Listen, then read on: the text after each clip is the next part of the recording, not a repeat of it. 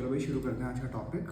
आज का टॉपिक है हमारा ट्रिग्नोमेट्री, और इसमें हम थोड़ा इंट्रोडक्शन पढ़ेंगे ट्रिग्नोमेट्री का और फिर कुछ क्वेश्चंस करेंगे एक्सरसाइज 8.1 के। ठीक है, तो सबसे पहले देखो हम समझते हैं कि ट्रिग्नोमेट्री करना कैसे है हमें रेशियोज़ को। तो ये सपोज मेरे पास एक कोई ट्राइंगल है जिसका नाम मैंने रख दिया क्या है, PQR। अब अगर मैं सपोज करो R के लिए निकाल रहा हूँ ट्रिग्नोमेट्रिक रेशियोज़, तो R के जो सामने वाली साइड होगी, जो इस वाली फिगर में हमारी PQ है, ये कैसा काम करेगी, ये परपेंडिकुलर का काम करेगी। तो ये क्या हो गया, हमारा परपेंडिकुलर हो गया। जो ये QR है ये हमारा किसका काम करेगा, बेस का काम करेगा। तो ये हमारे लिए बेस हो गया। और ये ऊपर वाले जो हमारी साइड है, ये PR साइड वाली, ये हमारा क्या है, हाइपोटेनस।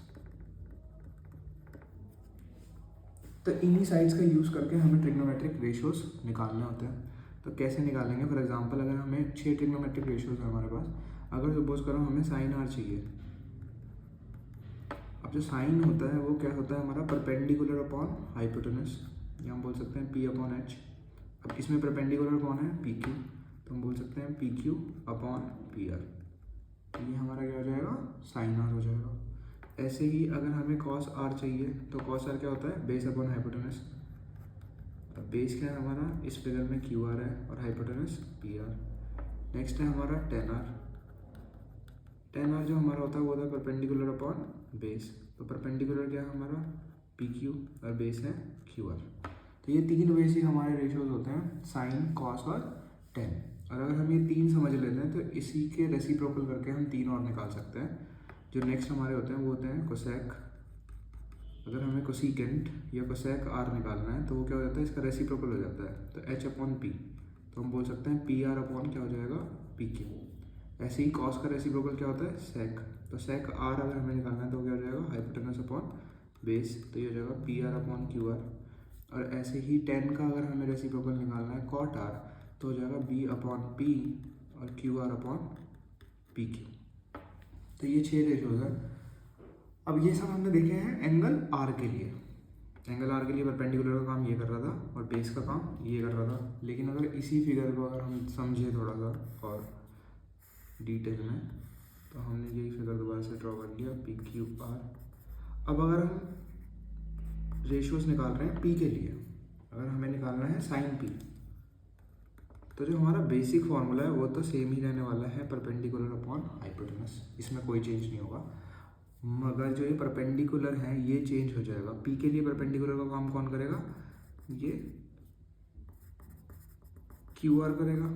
बेस का काम कौन करेगा, ये PQ करेगा। हाइपोटेनस तो हमेशा सेम ही रहता है, लॉन्गेस्ट साइड हमेशा ट्राइंगल की, राइट एंगल ट्राइंगल की हाइपोटेनस ही होती है। तो ये PR तो सेम रहने वाला है, बट PQ और QR क्या हो गए, इंटरचेंज हो गए, बिकॉज अब आप किसके लिए निकाल रहे हैं रेशियोज, साइन P के लिए। तो इस बार क्या हो जाएगा हमारा, QR अपॉन में PR, साइन P की अगर हम बात करें। ऐसे अगर हम cos P की बात करें तो फॉर्मूला तो सेम ही रहने वाला है, बेस अपॉन हाइपोटेनस। तो बेस इस बार क्या हो जाएगा, PQ अपॉन PR। ऐसे ही अगर हम tan P की बात करें तो ये क्या हो जाएगा, परपेंडिकुलर अपॉन बेस, और परपेंडिकुलर क्या है हमारा, QR, और बेस क्या है, PQ। तो आप देखोगे कि ये रेशियोज चेंज हो गए हैं बिकॉज हम एंगल P के लिए निकाल रहे हैं इस बार रेशियोज। तो आपको ऐसा याद करने की जरूरत नहीं है कि हमेशा PQ अपॉन PR ही होता है। बस आपको ये याद रखना है कि जो साइन होता है वो क्या होता है, परपेंडिकुलर अपॉन हाइपोटेनस। और फिर आप अकॉर्डिंग टू द एंगल ढूंढोगे कि वो P के लिए निकाल रहे हैं हम, Q के लिए निकाल रहे हैं या R के लिए निकाल रहे हैं, कि हाइपोटेनस और बेस का काम कौन कौन सी साइड करेंगी। बिकॉज ये चेंज होती रहती है, आप देख रहे हो जैसे यहाँ पे एग्जांपल में, यहाँ पे ये परपेंडिकुलर था जब हम R के लिए निकाल रहे थे, और जब हम P के लिए निकाल रहे हैं तो परपेंडिकुलर हमारा क्या हो गया, चेंज हो गया। तो अगर आप ऐसे ही सिर्फ रट लोगे कि PQ अपॉन PR होता है तो आपका क्वेश्चन क्या हो जाएगा, गलत हो जाएगा। और एग्जाम में क्वेश्चंस ऐसा नहीं है हर बार साइन R के लिए या साइन A के लिए ही आएगा, वो चेंज करके भी दे सकते हैं। जैसा अभी क्वेश्चन जब हम करेंगे तब आप देखोगे कि फार्मूलाज चेंज करते हुए चलते हैं वो। तो आपको ये समझ लेना है, हाँ ये कभी भी चेंज नहीं होगा। साइन हमेशा निकलेगा परपेंडिकुलर अपॉन हाइपोटेनस से, ये आप याद कर सकते हो, ये कभी भी चेंज नहीं होने वाला। कॉस किससे निकलेगा हमेशा, बेस अपॉन हाइपोटेनस से, और tan किससे निकलेगा हमेशा, परपेंडिकुलर अपॉन बेस से, ये हमेशा फिक्स है। तो हम इसमें कुछ और इम्पोर्टेंट फार्मूलाज देखते हैं, कौन कौन से इम्पोर्टेंट फार्मूलाज हैं हमारे। जो हमें सीखना है। तो इंपॉर्टेंट फार्मूलाज की अगर बात करें तो 3 इंपॉर्टेंट फार्मूलाज या 3 इंपॉर्टेंट जो आइडेंटिटीज़ है वो हमें यूज़ करनी है। कौन कौन सी होती हैं? सबसे पहला है cos square x plus sine square x हमेशा क्या होता है? 1 के बराबर होता है। ये एक्स की जगह पे कोई भी एंगल हो सकता है। ये कॉस स्क्वायर ए प्लस साइन स्क्वायर ए के लिए भी वैलिड है। Cos square theta plus sine square theta के लिए भी वैलिड है। एक्स की जगह पे कुछ भी एंगल हो सकता है। तो ये प्रॉपर्टी होती है हमारी क्या है? Identity cos square x plus sine square x हमारा क्या है? 1 के बराबर है। नेक्स्ट जो हमारी आइडेंटिटी है वो क्या होती है? सेक स्क्वायर जो होता है हमारा, सेक स्क्वायर एक्स किसके बराबर होता है? टेन स्क्वायर एक्स प्लस 1 के बराबर होता है। और लास्ट है हमारी जो कोसेक स्क्वायर एक्स होता है वो किसके बराबर होता है भाई? कॉट स्क्वायर एक्स प्लस 1 के बराबर होता है। ये तो 3 हमारी बेसिक आइडेंटिटीज़ हैं। इन्हीं को हम रीअरेंज करके और आइडेंटिटीज़ बना सकते हैं। जैसे कि अगर हम इस वाली आइडेंटिटी को रीअरेंज करें तो हम लिख सकते हैं कॉस स्क्वायर एक्स को मैं क्या लिख सकता हूँ? 1 माइनस साइन स्क्वायर एक्स भी लिख सकते हैं। ये भी एक आइडेंटिटी आ गई। या कॉस को अगर उधर भेज देंगे तो हम ये भी लिख सकते हैं साइन स्क्वायर एक्स किसके बराबर होता है? 1 माइनस कॉस स्क्वायर एक्स के बराबर होता है। तो ये भी एक आइडेंटिटी बन गई। तो इनको हम यूज़ करेंगे क्वेश्चंस में, तो इसीलिए मैं आपको लिखवा दे रहा हूँ यहीं पे साथ में। अगर आप लिखना चाहोगे कि टेन स्क्वायर एक्स क्या होता है तो टेन स्क्वायर एक्स क्या हो जाएगा हमारा? सेक स्क्वायर एक्स माइनस 1 हो जाता है। ठीक है। इसी तरीके से जो आपको कॉट स्क्वायर एक्स है वो भी क्या हो जाता है? कोसेक स्क्वायर एक्स माइनस 1 हो जाता है। ठीक है। या फिर आप क्या बोल सकते हो कि sec square X minus ten square X किसके बराबर होता है? 1 के बराबर होता है। या भी बोल सकते हो कि cosec square X minus cot square X किसके बराबर होता है? 1 के बराबर होता है। तो ये यही आइडेंटिटी को बस रीअरेंज करके लिख दिया है। इस 10 को हम लेफ्ट हैंड साइड में ले गए तो माइनस टेन स्क्वायर एक्स हो गया ये, और इस कॉट स्क्वायर एक्स को इधर ले गए लेफ्ट हैंड साइड में तो हमारा cosec square X minus cot square X हो गया, और ये इक्वल्स टू 1 होता है। तो इनका यूज़ करेंगे अब जब हम क्वेश्चंस करेंगे। बस आप ये 3 याद कर लो, तो इनसे आप बना सकते हो ये वाले आइडेंटिटीज़। ठीक है। अब हम स्टार्ट करते हैं, एग्जाम्पल करते हैं हम अपनी एनसीईआरटी का। एग्जाम्पल नंबर 3 है आपके एनसीईआरटी का। मैं पूरा क्वेश्चन नहीं लिख रहा हूँ, मैं आपको सिर्फ बेसिक समझा देता हूँ सिर्फ कैसे आपको पढ़ना है। क्वेश्चन में आपसे पूछा क्या गया है, ये आपको फिगर दी हुई है क्वेश्चन में। यहाँ पे आपको एक एंगल थीटा दिया हुआ है और एक ट्राइंगल दिया हुआ है। ट्राइंगल का नाम क्या है? ACB। उसमें आपको 2 साइड दी हुई है, बेस दिया हुआ है और आपको हाइपोटेनस गिवन है। कितनी है? 29 और 21 है। अब क्वेश्चन में आपसे क्या पूछा है? फाइंड करना है आपको cos square theta plus sine square theta, पहली चीज़। और दूसरा फाइंड करना है आपको cos square theta minus sine square theta. ये 2 चीज़ें आपको फाइंड करनी है क्वेश्चन में। तो देखो कैसे करेंगे इस क्वेश्चन को। सबसे पहले हम लगाएंगे राइट एंगल ट्राइंगल है, हमें पता है राइट एंगल ट्राइंगल है तो भाई 90 डिग्री हो गया। तो यहाँ पे पाइथागोरस थ्योरम निकल जाएगी। सबसे पहले हमें चाहिए इसके सामने, थीटा के सामने वाला ये परपेंडिकुलर, बिकॉज मुझे कॉस और साइन की वैल्यूज निकालनी है। तो निकालते हैं। हमने लगाया बाय पाइथागोरस थ्योरम।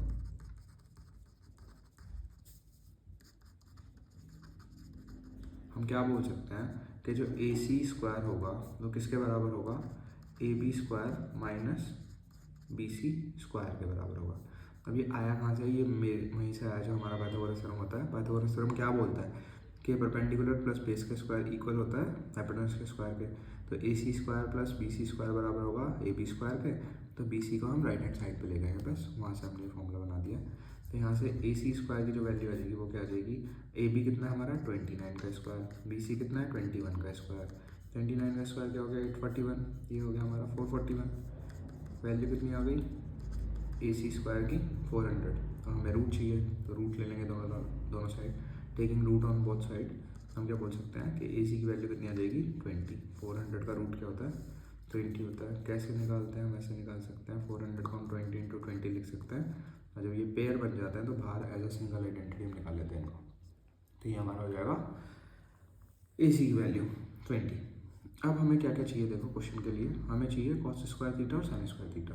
तो उसके लिए हम सबसे पहले निकालते हैं साइन थीटा और कॉस थीटा। अब साइन थीटा के लिए हमें फॉर्मूला पता है क्या होता है? Perpendicular upon hypotenuse.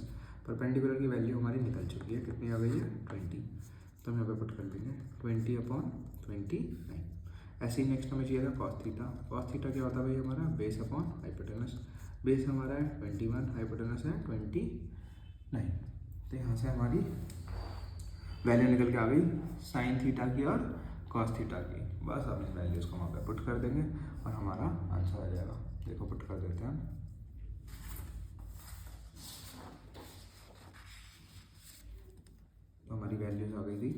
लिख लेते हैं हम दोबारा से। जो हमारा साइन थीटा था वो कितना आया था 20/29, और जो हमारा कॉस थीटा आया था वो कितना आया था 21/29। अब हमें पहले पार्ट में पूछा था cos square theta plus sine square theta, तो यहाँ पे पुट कर देंगे। इसको हम क्या लिख सकते हैं, कॉस थीटा का स्क्वायर प्लस साइन थीटा का स्क्वायर। कॉस थीटा की वैल्यू कितनी है भाई 21/29 का स्क्वायर, और इसकी वैल्यू रहेगी 20/29 का स्क्वायर। स्क्वायर कर देते हैं दोनों का। 21 का 441, इसका हो गया 841, ये हो गया हमारा 400 और ये हो गया 841। अब दोनों के जो डिनोमिनेटर्स हैं वो सेम है, तो न्यूमिनेटर्स को ऐड कर लेंगे, तो ऊपर भी कितना आ जाएगा 841 और डिनोमिनेटर में भी 841, कैंसिल आउट करेंगे तो कितनी आ गई वैल्यू 1। तो ये तो हमें पता है आना ही है हमेशा, क्योंकि आइडेंटिटी भी होती है cos square theta plus sine square theta हमेशा क्या आता है 1 के इक्वल ही आता है। अभी हमने लिखा था थोड़ी देर पहले, और यहाँ पर प्रूफ भी हो गया इस एग्जाम्पल से। ठीक है, सेकेंड है हमारा, क्या निकालना था हमें, cos square theta minus sine square theta. तो अब हम वैल्यूज़ यहाँ पे ऑलरेडी निकाल चुके थे, तो बस इन वैल्यूज़ को पुट कर देना है। कॉस स्क्वायर थीटा की वैल्यू कितनी आई थी भाई 441/841, और साइन स्क्वायर थीटा की वैल्यू कितनी आई थी 400/841। तो 441 माइनस 400 करेंगे तो कितना आ गया 41/841। तो ये हमारा क्या जाएगा सेकंड वाले का आंसर हो जाएगा। तो ये हमारा क्वेश्चन हो गया, इसको आप एक बार गो थ्रू कर लो।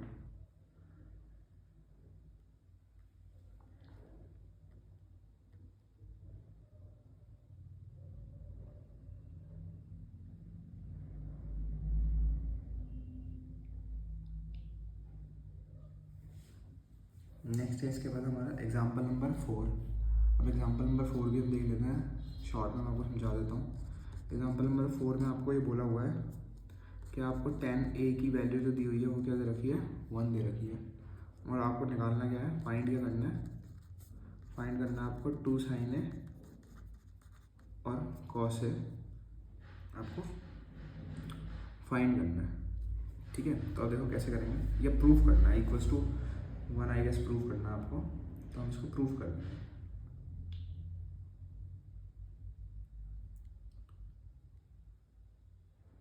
तो वेरीफाई करना है, फाइंड नहीं करना आपको, वेरीफाई करना है। तो वेरीफाई कर देते हैं इसको इक्वल्स टू 1 के। ठीक है, तो फाइंड को हटा देते हैं, अब वो वेरीफाई करना है। ठीक है भाई, देखो कैसे वेरीफाई करेंगे। हमें पता है कोई भी एक ट्राइंगल बना लेता है,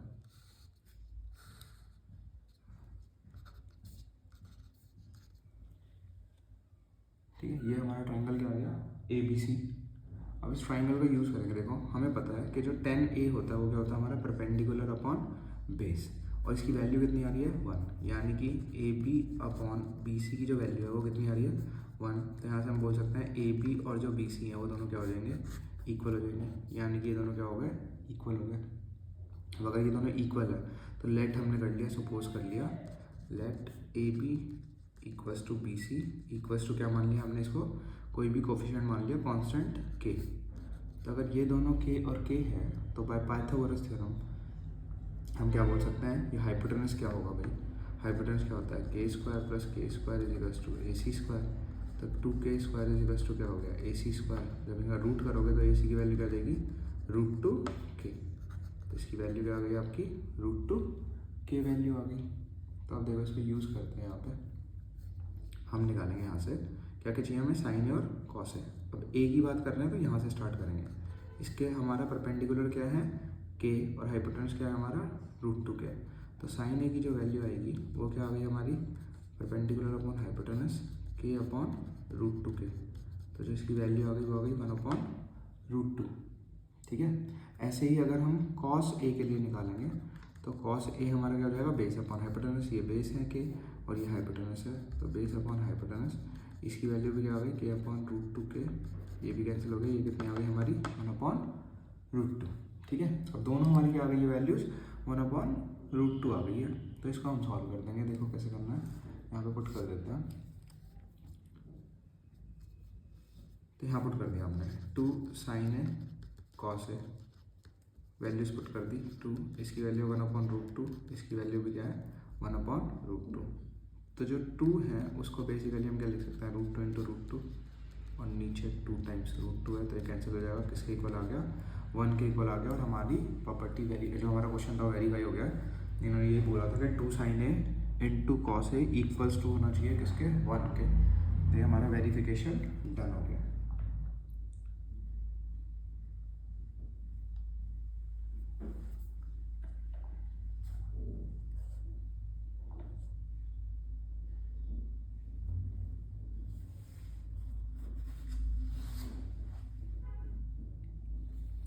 इसके बाद हम आते हैं एग्जाम्पल नंबर 5 पे।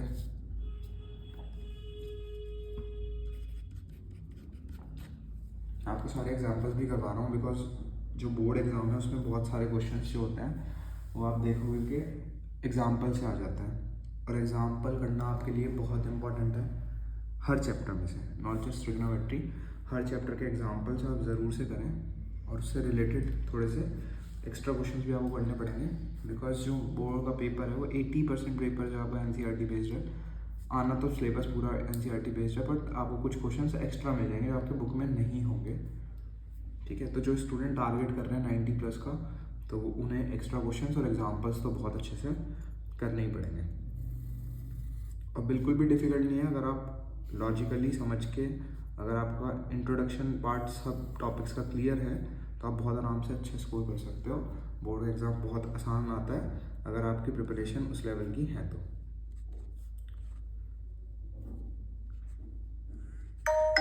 क्वेश्चन देखो हमें क्या दिया हुआ है भाई। क्वेश्चन हमें दिया हुआ है कि in OPQ right angle at P, OP की वैल्यू हमें दी हुई है। ठीक है, तो मैं यहाँ क्वेश्चन भी लिख देता हूँ। यहाँ पे बोला है in triangle OPQ right angle at P, OP की जो वैल्यू है वो 7 सेंटीमीटर है एंड OQ माइनस PQ जो है वो हमारा 1 सेंटीमीटर है। और डिटरमाइन हमें जो करना है इस क्वेश्चन में the values of sine Q की वैल्यू डिटरमाइन करनी है और कॉस क्यू की वैल्यू डिटरमाइन करनी है। ठीक है, तो दो चीज़ें दे दी हमने, OQ हमारा ये वाली साइड है और PQ हमारी ये वाली साइड है, उसकी वैल्यू क्या दे रखी है हमें 1 दे रखी है। तो देखो इसका यूज़ करना पड़ेगा हमें। कैसे यूज़ करेंगे, हम क्या बोल सकते हैं जो OQ होगा वो क्या होने वाला है 1 + PQ है।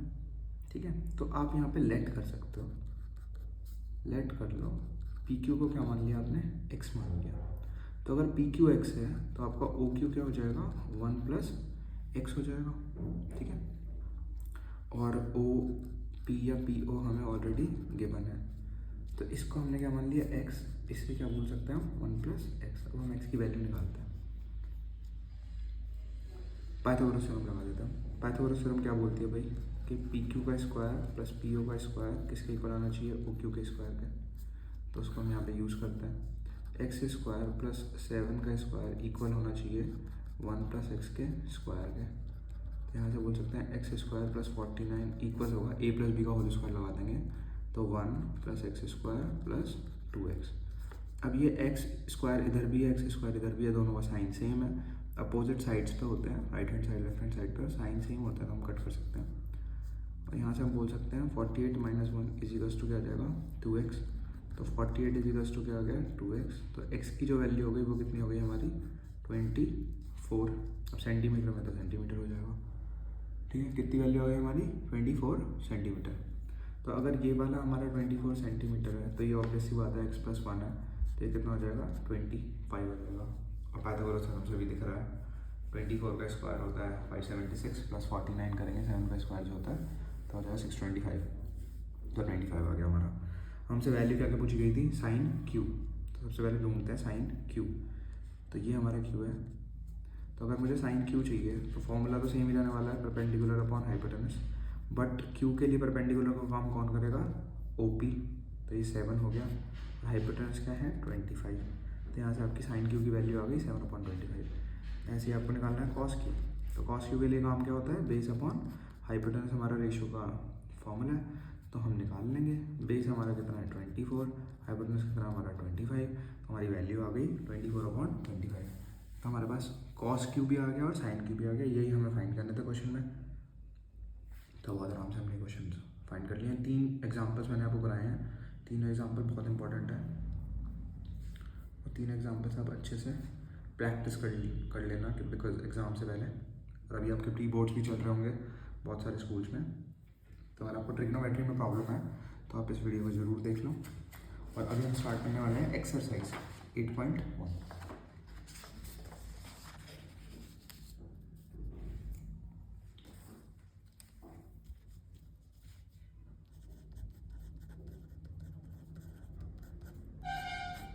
तो एक्सरसाइज 8.1 हम शुरू कर रहे हैं भाई। पहला क्वेश्चन हमें करना है। क्वेश्चन देखो क्या बोल रहा है, ये बोल रहा है in a right angle triangle A B C, जो राइट एंगल्ड है बी पे, ए बी और बी सी की वैल्यू आपको गिवन है, ठीक है। तो ए बी की वैल्यू गिवन है, फर्स्ट क्वेश्चन पहला पार्ट कर रहे हैं। बी सी की वैल्यू आपको 7 सेंटीमीटर दी हुई है और राइट एंगल बोल दिया है कि बी के ऊपर है, ठीक है। तो ये आपने फिगर बना ली ए बी सी। आपको ए बी की वैल्यू गिवन है 24, आपको बी सी की वैल्यू गिवन है 7। अभी हमने थोड़ी देर पहले सीखा था कि कैसे निकालते हैं क्वेश्चन को। पाइथागोरस थ्योरम लगा देंगे तो ए सी का जो स्क्वायर हो जाएगा वो किसके बराबर हो जाएगा, A B square plus B C square के। तो 24 का स्क्वायर प्लस 7 का स्क्वायर 576 प्लस 49, ये हो जाएगा 625। या भाई ए सी स्क्वायर की वैल्यू, तो ए सी की वैल्यू क्या आ जाएगी, रूट निकाल लेंगे। 625 का रूट क्या होता है 25, तो हम यहाँ पे यूज़ कर लेंगे उसका, ठीक है। नेक्स्ट देखो हमें कैसे करना है, फाइंड क्या करना है हमें, फाइंड करना है साइन है। पहली काम है हमारा साइन है फाइंड करना। तो साइन ए के लिए क्या चाहिए हमेशा, परपेंडिकुलर अपॉन हाइपोटेनस। अब साइन ए की बात करना है तो परपेंडिकुलर का काम कौन करेगा, इसके सामने वाली साइड। तो 7 और हाइपोटेनस हमने अभी निकाल लिया कितनी है 25, तो ये कितना हो जाएगा 7/25। नेक्स्ट हमें निकालना था कॉस ए।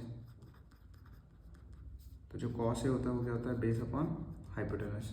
तो निकाल लेंगे, बेस कितना है हमारा 24, हाइपोटेनस कितना है 25। अगर आप वैसे फिगर के अकॉर्डिंग देखोगे तो बेस आप सोचोगे कि बेस तो 7 है, बिकॉज फिगर तो ऐसे रखा हुआ है तो बेस तो 7 होना चाहिए। तो फिर हम 24 क्यों पुट कर रहे हैं, बिकॉज हम जो रेशियोज निकाल रहे हैं वो साइन ए के लिए निकाल रहे हैं और बेस हमेशा क्या होता है इसके नीचे वाला।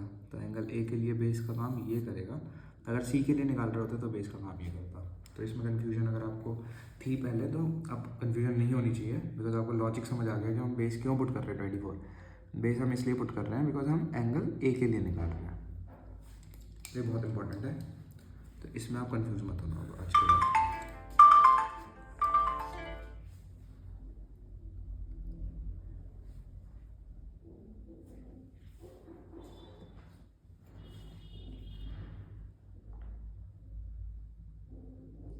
तो हम स्टार्ट करते हैं। इसके बाद साइन सी हमें चाहिए, सेकंड पार्ट है हमारा, इसमें हमें चाहिए साइन सी। तो अगर साइन सी के लिए बात करेंगे तो अब एंगल हमारा कौन सा हो गया, ये वाला हो गया। तो इसके सामने वाला हमारा जो साइड है वो क्या हो जाएगा हमारा परपेंडिकुलर हो जाएगा। तो साइन सी के लिए भी फॉर्मूला तो सेम जाने वाला है, परपेंडिकुलर अपॉन हाइपोटेनस। और परपेंडिकुलर काम कौन करेगा 24 और अपॉन 25। ऐसे ही इसका सेकंड हमें निकालना है कॉस सी। तो कॉस सी जो हमारा हो जाएगा उसके लिए बेस क्या हो गया 7 और अपॉन 25। तो ये आपकी साइन सी और कॉस सी की वैल्यू आ गई। तो ऐसे आप निकाल सकते हो। तो जो ये वीडियो है ये हमारी 8.1 का हमने फर्स्ट क्वेश्चन इसमें सॉल्व कर लिया है। एक्सरसाइज के जो बाकी क्वेश्चंस हैं वो नेक्स्ट वाली वीडियो में आपको मिल जाएंगे। तो अगर आपको ये वाला टॉपिक क्लियर हो गया है तो आप नेक्स्ट वीडियो देख सकते हो, उसमें एक्सरसाइज 8.1 के आपके बाकी सारे क्वेश्चंस हैं। हमने एग्जाम्पल्स और 8.1 का फर्स्ट क्वेश्चन इसमें सॉल्व कर लिया।